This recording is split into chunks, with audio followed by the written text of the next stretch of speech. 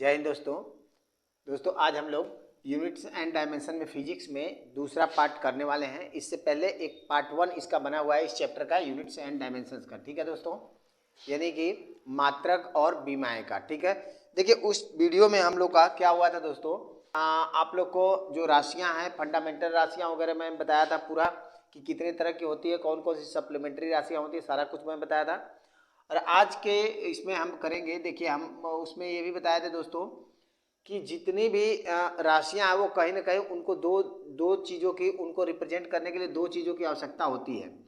जैसे मान लीजिए कोई भी यूनिट्स है, ये मैंने बताया था दोस्तों कि कोई भी यूनिट्स है, मात्रक है, उसको दो चीज़ों की ज़रूरत पड़ती है। जैसे कि मान लीजिए मैं बताया था कि 10 केजी का मतलब क्या है दोस्तों, या 2 केजी या 5 किलोग्राम या 5 ग्राम 10 ग्राम जो भी है, या 2 लीटर 5 लीटर जो भी चीज़ें हैं। अब इसमें यहाँ पे एक संख्यात्मक मान और दूसरा उसका मात्रक यानी कि मान जरूरी है दोस्तों।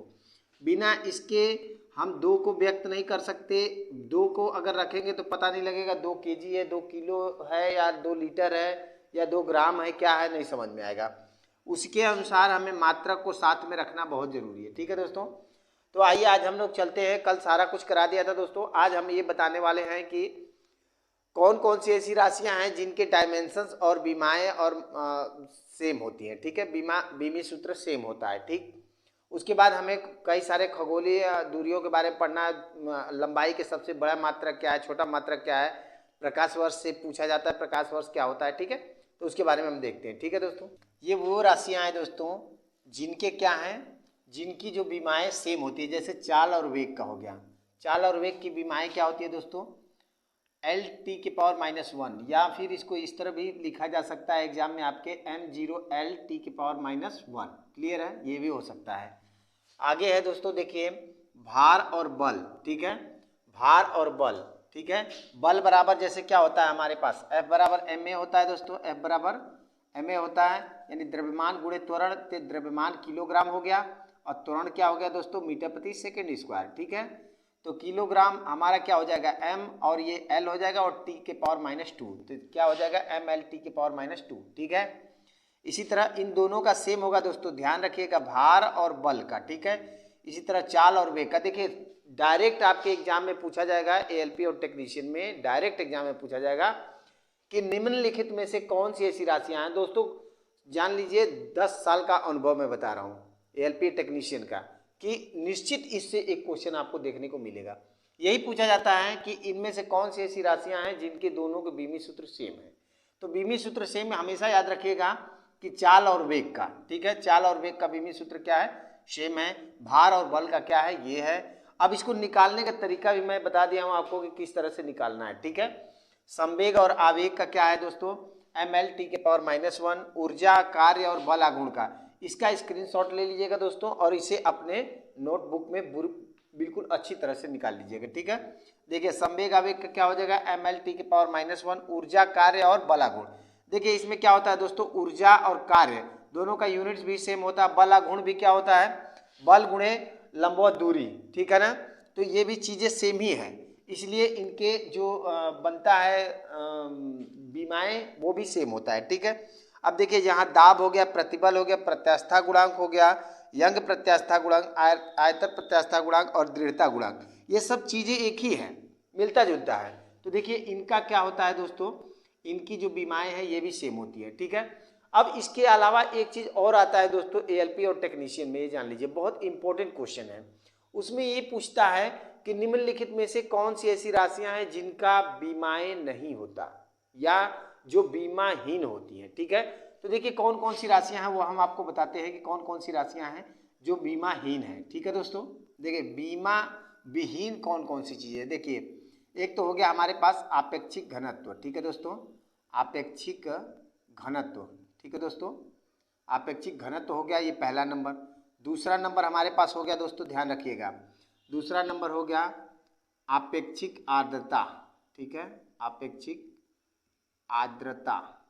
ठीक, तीसरा नंबर हो गया दोस्तों घर्षण गुणांक, जिसको कोएफिशिएंट ऑफ फ्रिक्शन बोलते हैं। ठीक है दोस्तों, इसे म्यू से प्रदर्शित करते हैं, यानी क्या है, घर्षण गुणांक। ठीक है, घर्षण गुणांक हो गया।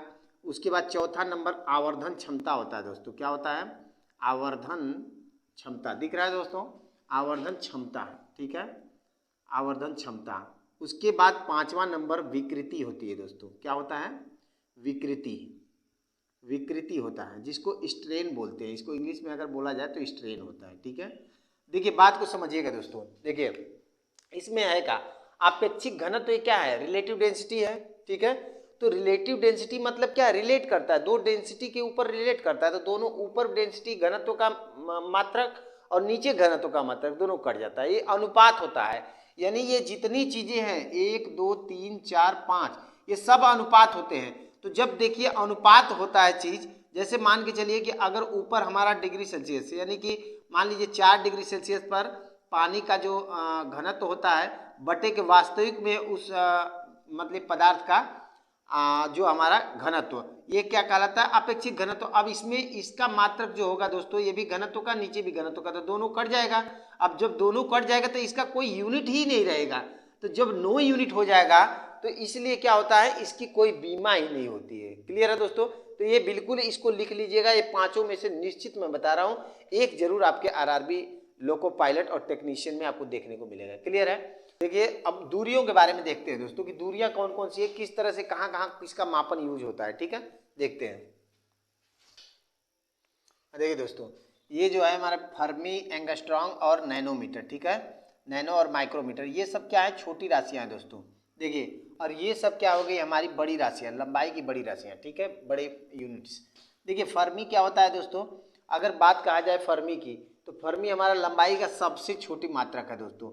ये क्या होता है 10⁻⁻15 मीटर, यानी एक फर्मी के बराबर होता है। एक एंगस्ट्रॉम बराबर क्या होता है दोस्तों, एंगस्ट्रॉम को इसे डिनोट करते हैं, ये क्या होता है 10⁻⁻10 मीटर, ठीक है। इसी तरह नैनोमीटर, नैनो यानी क्या होता है 10⁻⁹ होता है, ठीक है। और देखिए नैनो क्या होता है nm होता है, और माइक्रो क्या होता है म्यू और m होता है, ठीक है। माइक्रोमीटर देखो क्या होता है दोस्तों, ये होता है 10⁻⁻6 मीटर, या फिर हम इसको लिख सकते हैं 0.001 mm, ठीक है दोस्तों, इतना मिलीमीटर भी होता है। तो ये आपके एग्जाम में पूछ सकता है या ये भी पूछ सकता है। तो एक माइक्रोमीटर बराबर क्या होता है 10⁻⁻6 मीटर होता है, ठीक है दोस्तों। इसी तरह देखिए ये तो हमारी छोटी राशियां हो गई, ठीक है। छोटी राशियों का उपयोग दोस्तों बहुत छोटे छोटे जो हमारे वायरस होते हैं या छोटे छोटे बैक्टीरिया होते हैं उनकी त्रिज्याओं को मापने के लिए फर्मी, एंगस्ट्रॉम वगैरह का यूज किया जाता है, ठीक है। ये छोटी दूरियों को मापने के लिए, छोटी चीज़ों को मापने के लिए। लेकिन अगर बड़ी दूरियां हैं दोस्तों तो उसको कैसे मापेंगे, जैसे हमारा क्या प्रकाश वर्ष। अब प्रकाश वर्ष कई बार पूछा जाता है, क्वेश्चन आता है ALP रेलवे में और टेक्नीशियन में भी प्रकाश वर्ष के बारे में आता है कि प्रकाश वर्ष दोस्तों, प्रकाश वर्ष किसका मात्रक है ये पूछा जाता है। तो प्रकाश वर्ष मात्रक किसका है दोस्तों, दूरी का, हमेशा ध्यान रखना है दूरी का मात्रक है, ठीक है। अब एक प्रकाश वर्ष बराबर क्या होता है दोस्तों, ध्यान रखिएगा, एक वर्ष में प्रकाश के द्वारा चली गई दूरी, यानी एक वर्ष 365 दिन में एक प्रकाश के द्वारा चली गई दूरी, तो क्या हो जाएगा दोस्तों, यानी कि 365 दिन हो जाएगा, ठीक है, 365 दिन हो जाएगा, और गुणे एक दिन में 24 घंटा हो जाएगा, और एक घंटा में 60 मिनट दोस्तों, और एक मिनट में 60 सेकेंड, इनका सबका गुणा करेंगे तो ये लगभग ये आ जाएगा, इतना मीटर आएगा। अगर अच्छा कभी कभी क्वेश्चन में ये तो मीटर दिया है दोस्तों, कभी कभी किलोमीटर भी दे देता है। अगर किलोमीटर देगा तो कितना हो जाएगा 9.467 इंटू 10⁻, कितना हो जाएगा दोस्तों, देखो ये 15 है मीटर में, तो यहाँ पे क्या हो जाएगा, अगर किलोमीटर करेंगे तो पावर घट जाएगा, यानी कितना हो जाएगा दोस्तों 12, ये हो जाएगा किलोमीटर, ठीक है। अब देखिए इसी तरह पारसेक है दोस्तों, पारसेक क्या होता है, पारसेक भी हमारी लंबी दूरी का मात्रक होता है, ठीक है। देखिए पारसेक यानी 3.08083 गुणे 10⁻16, या फिर हम ये लिख सकते हैं 3.26 गुणे प्रकाश वर्ष, ठीक है दोस्तों, ये भी लिख सकते हैं, ये भी एग्जाम में पूछ देता है, कभी कभी ये पूछ देता है या कभी कभी ये दिया रहेगा, ठीक है।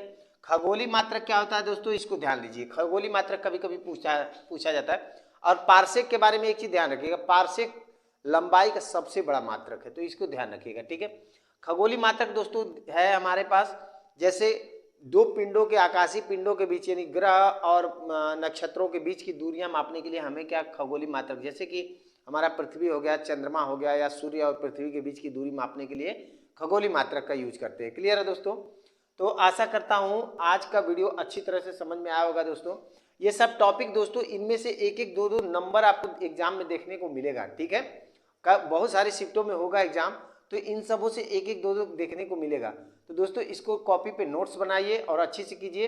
अगली वीडियो में मिलते हैं हम आपको इसके प्रैक्टिस सेट लेके। ये तो पार्ट 2 है दोस्तों, पार्ट 1 अगर आप नहीं देखे हैं तो पार्ट 1 देख लीजिए, ठीक है। पार्ट 2 है ये, इससे पहले मैंने पार्ट 1 का भी इसका डाला हुआ है, तो इसको देख लीजिए। उसके बाद अगला हमारा चैप्टर जो शुरू होगा वो क्या होगा, सदिश और अदिश राशि यानी वेक्टर और स्केलर क्वांटिटी। ठीक है दोस्तों, आज के लिए सिर्फ इतना ही, धन्यवाद।